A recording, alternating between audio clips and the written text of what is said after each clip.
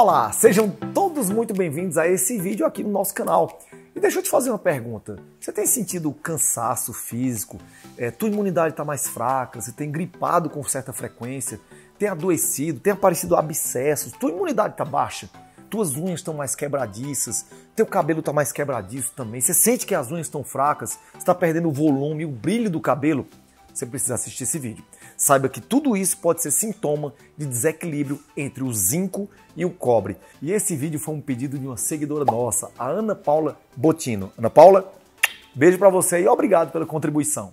Lembrar pra você que uma coisa que faz cair cabelo, né? O meu já caiu todo quando você não se inscreve no canal, tá bom? Então se inscreve no canal, clica no sininho para ativar as notificações, deixa o like e compartilha esse vídeo com todo mundo. Deus e o mundo!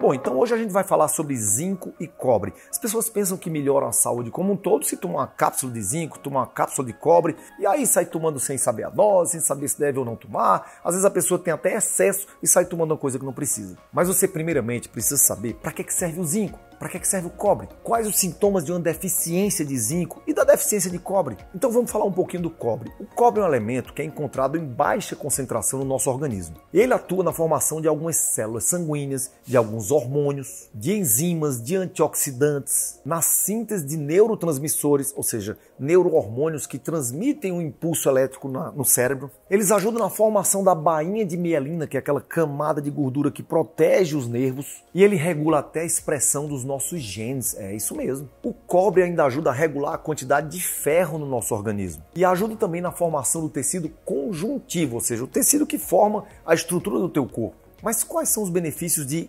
comer alimentos com cobre ou de suplementar o cobre? O cobre é bom para a saúde da pele, para a saúde cerebral, para a questão do funcionamento hormonal como um todo, para a saúde do sistema imune e do coração, para tudo. E a deficiência de cobre você pode perceber com alguns sinais clínicos, por exemplo, manchas pela pele.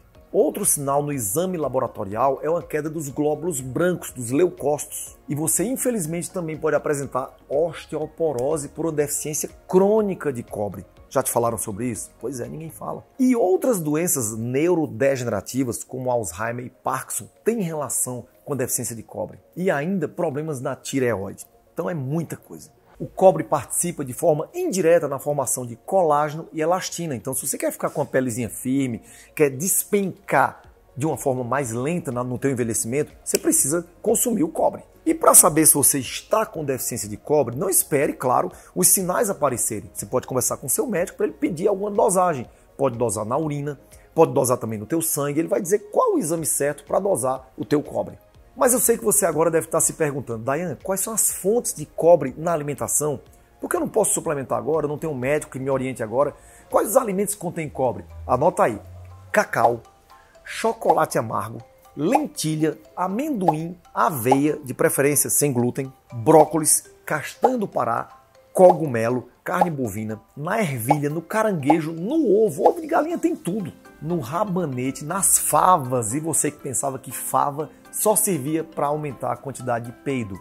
Serve para muito mais coisa. E você encontra cobre também na alcachofra e na cevada. Aí você diz, mas Dayan, não posso suplementar? Pode. O ideal é que você encontre na alimentação, mas se você não tiver níveis adequados de cobre, suplementa sim.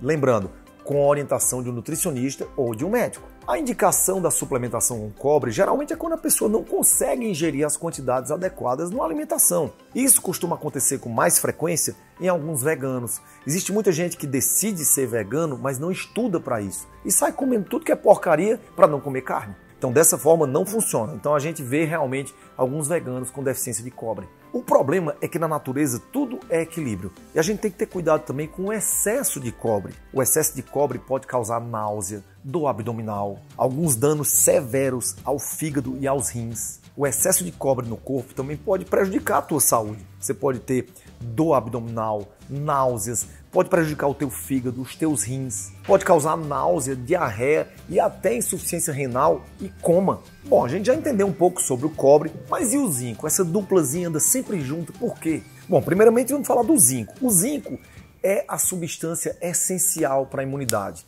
Quando a gente pensa em zinco, a gente pensa em imunidade forte, a gente pensa em unha, pele e cabelo sadio. O zinco ajuda na proteção de um monte de doença que pode acontecer no nosso organismo. O zinco trabalha com mais de 100 enzimas diferentes. E enzimas são aquelas proteínas especializadas em agilizar todos os processos do nosso corpo.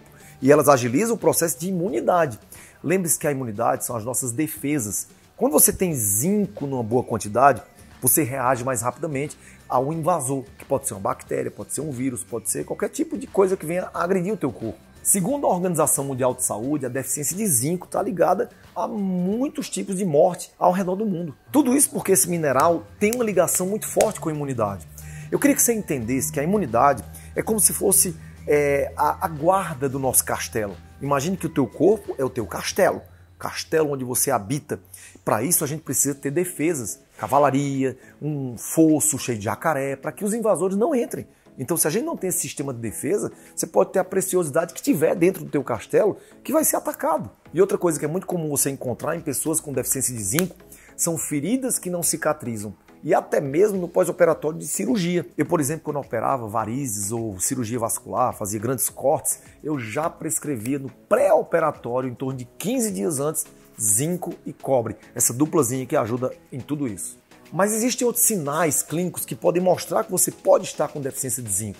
Psoríase. A psoríase é uma lesão da pele que acontece muito no estresse, mas ali você muitas vezes tem deficiência de zinco associado também. A perda da sensibilidade do sabor salgado, isso mesmo. Você não consegue mais sentir que uma coisa está muito salgada. Aumento dos níveis de glicose no sangue, pode ser deficiência de zinco. Pele seca, amarelada, mau funcionamento do fígado. E além de, como eu já falei, as unhas quebradiças, ficam rachando, o cabelo quebradiço, sem volume, seco, tudo isso pode acontecer. Mas você já deve estar se perguntando de quais as fontes alimentares de zinco. Os alimentos que mais fornecem zinco são as ostras. Não é tão fácil assim conseguir ostra. Então existem outras fontes mais comuns do nosso cardápio, que também não são tão comuns do cardápio do brasileiro. Nozes, castanhas. Mas nós temos as carnes, todos os tipos de carne têm zinco. E essa alimentação com carnes, com castanhas e até mesmo, quem sabe, com ostra, já pode melhorar o teu sistema imunológico, já pode manter tuas defesas em dia. Além disso, nós temos carne de frango, farelo de aveia, feijão e sementes de abóbora, tudo isso tem zinco. Daiane, você já falou tudo isso. Agora, e a suplementação? A suplementação ela só deve ser indicada em pessoas que não se alimentam da forma correta. É bem verdade que a nossa alimentação hoje está muito pobre, a gente come muito fast food, come muito rapidamente. Então, na maioria das pessoas, a suplementação termina sendo indicada sim. Não é todo dia que a gente come carne, não é todo dia que a gente come uma carne saudável, não é todo dia que a gente come oleaginosas, castanhas, não. Então, às vezes, a suplementação cai bem sim. E existe ainda algumas pessoas que têm problemas de absorção desses minerais pelo intestino. Muitas vezes a pessoa é diabética, tem uma doença inflamatória intestinal e não absorve nem o zinco nem o cobre da forma correta. E às vezes ela até se alimenta com bons alimentos que tenham esses minerais, mas não entra pelo intestino. Alguns pacientes que têm doença renal podem precisar da suplementação também. Daiane, qual a dose da suplementação? Isso vai variar de pessoa para pessoa. Em média, uma dose de 15 mg de zinco por dia com 1 mg de cobre é o suficiente. Mas claro, existem condições especiais que você pode precisar de mais, mas nós não devemos ultrapassar a dose de 50 mg de zinco por dia. Principalmente você vai usar por muito tempo.